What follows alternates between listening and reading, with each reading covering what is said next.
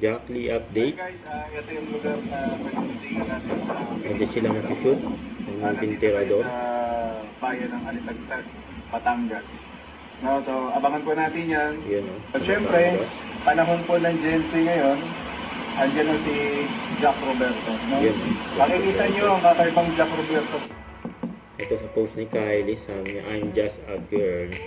At may nag-comment na kay Direk Juan de la Cruz, ng Jack Lee pa. Sabi, walang gaganang manood dito kapag ibang leading lady ni Jack. Iba kasi kapag si Kylie ang babae niya. Sabi naman ni Direk Juan de la Cruz, don't worry, we tried our best para maayos ang schedule ni Kylie. Thanks for the support of Jack Lee. You know, abangan na movie nilang Tirador, Jack Roberto at Kylie Padilla. Iwan ko sa'yo or meant to be? Meant to be. Yes. Meant to be or Contessa? Jay ko. Meant to be. Meant to be or Karamihan? Meant to be. Iba kasi yung meant to be, promise. Iba Meant to talaga. be or Bolera?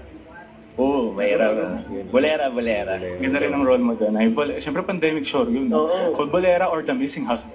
Bolera. Bolera or My Father's Wife? My father's wife. Yeah. yung pwede na lang silip sa'yo kontrabida kapag bida ako. Ano mga... Basta lover ako dito.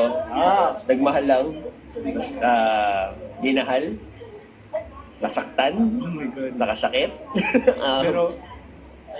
Naging successful sa buhay. Lorena, happy birthday. Salamat sa pagpunta mo sa birthday ko. Now, it's your time to celebrate your own birthday. Maraming salamat sa suporta. And I love you so much. Thank you po. Thank you po. Bye. First time ko po kayo makita. Talaga. Thank you Next year ulit. Apo. Don't forget to subscribe, click the notification bell for more updates. This is Richard, the Action Vlog. Stay tuned for more videos. See ya.